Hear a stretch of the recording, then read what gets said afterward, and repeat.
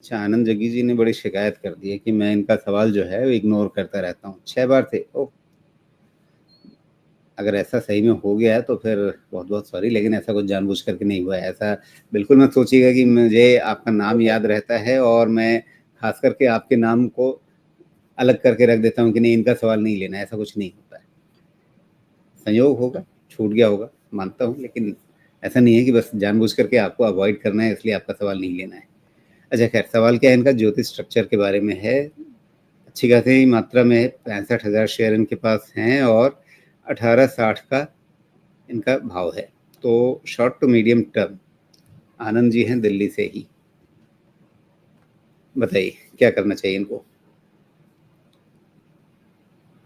मेरा ऐसा अंदाजा है कि मोस्ट ऑफ द नेगेटिव तो प्राइस में दिख रहे हैं, लेकिन अगर रॉक बॉटम पूछेंगे, रॉक बॉटम तो बहुत नीचे है, 12 रुपए के आसपास है। अभी जो है most of the negatives already price में दिख रहे हैं, विच इफेक्टिवली मीन्स कि ये जो लो बन गया ना आपका 1525 का, ये एक अच्छा लो होना चाहिए। अगर ये अच्छा लो है तो क्या हो सकता है? अगर ये अच्छा लो है तो धीरे-धीरे ये पहले आपको 22 रुपए की तरफ, 21-22 की तरफ आना चाहिए और फिर मेबी 25 की तरफ आना चाहिए। सब कुछ डिपेंड करता है कि आपका ये जो लो है, ये होल्ड कर ले। ओके?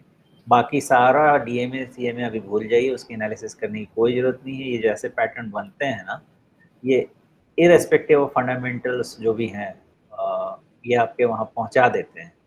आपको ध्यान सिर्फ रखना है कि अगर 15 रुपीज़ के नीचे है, गया, तो फिर ये अपनी नई ट्रैजेक्टरी बनाएगा बिलो 13।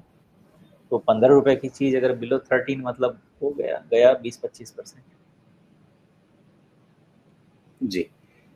लेकिन इस कंपनी के थोड़े धंधे पानी का हाल देख रहा था कि इसमें क्या नज़र आता है।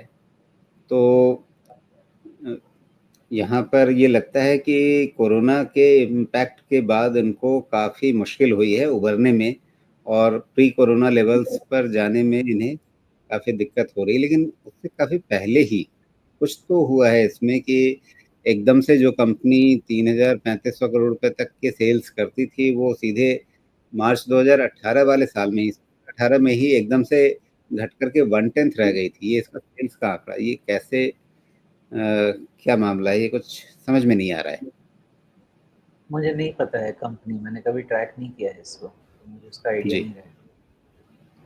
या तो कोई बड़ा बिज़नेस काट करके अलग कर दिया गया होगा इस समय। बिल्कुल आइडिया नहीं रहेगा। इतना लेकिन अगर देख रहा हम हूँ ये कि कोई भी डेटा अजीब-सा है, कैश फ्लो नेगेटिव, सब कुछ नेगेटिव, तो डेटा सपोर्टिव तो नहीं है। जी। तो यहाँ पे हमारे जो भी मित्र हैं, जिन्होंने इतनी बड़ी मात्रा में 65,000 शेयर जग्गी साहब आपने ले रखा है,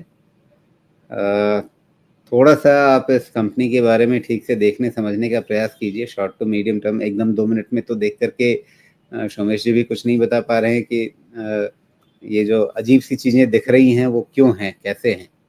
तो थोड़ा-सा इसको गहराई से पढ़िए, समझिए। आपने अच्छी खासी मात्रा में इसमें पैसा लगा रखा है, तो इसमें आपको ज़्यादा सँभल करके चलना चाहिए। एक बार कई शेयर होल्डिंग पैटर्न देख लीजिए। ऐसी चीज़ें नहीं लेनी चाहिए। जो भी भाई साहब आनंद जग्गी जी, इतनी सारी क्वालिटी चीज़ें पड़ी हुई हैं, क्यों गए थे इसमें आप? सारा रिटेल ही प्रमोटर ए बैठा पड़ा है इसमें। इसमें कोई प्रमोटर है ही नहीं क्या? क कम कंपनी चला कौन रहा है फिर? पता नहीं। आप देखें, म्यूचुअल फंड खुद ही बेचारा डर-डर के भागे जा रहा है। कहाँ 10%, 15%, 16% का स्टेक अभी 1.15%। सब तो नहीं है चीज़, थोड़ा समझिए। अभी इतना पिटाई होने के बाद अब तो समझिए भाई साहब, क्वालिटी लीजिए, क्वालिटी लीजिए। क्वालिटी जी। लेके भी नुकसान हो सकता है, लेकिन कम से कम ये हुआ ना कि भाई मेरी सेहत खराब हुई मेरे ध्यान देने के बावजूद, तो उसमें आप कुछ नहीं कर सकते हैं। लेकिन आलसी की तरह पड़े रहेंगे और फिर बोलेंगे मैं बीमार पड़ गया, तो फिर कौन है? आपको ही ब्लेम करेंगे ना आप।